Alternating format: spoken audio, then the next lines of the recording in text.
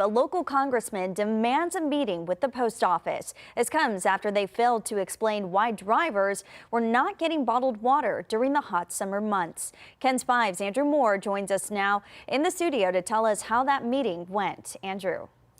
Yeah, Audrey, the post office stopped providing bottled water to many letter carriers last month, and at the same time, postal workers claimed they sometimes were not allowed to refill their own water bottles. That prompted drivers to rally for better conditions and prompted congressmen to send a letter to the Postmaster General demanding answers. When they didn't get the answers they wanted, Congressman Greg Casar demanded a face-to-face with post office management today.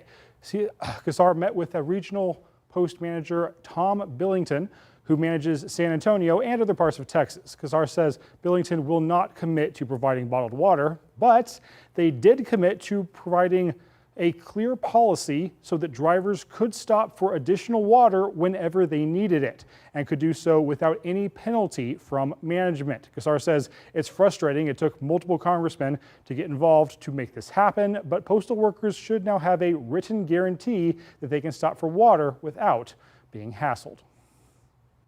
We were hearing from constituent after constituent that they felt that they were not allowed to go back to fill up their water bottle.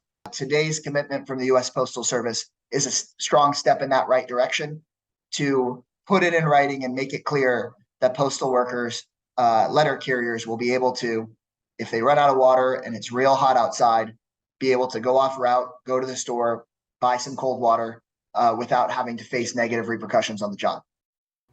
And Casar also said local postal workers should be able to start their routes earlier to avoid the heat if they aren't already doing that. Most postal workers still use vehicles that do not have air conditioning, so that specific policy where they can stop for water whenever they need to is going to be extremely important, especially with these 100-degree days that unfortunately Bill says we are still going to see.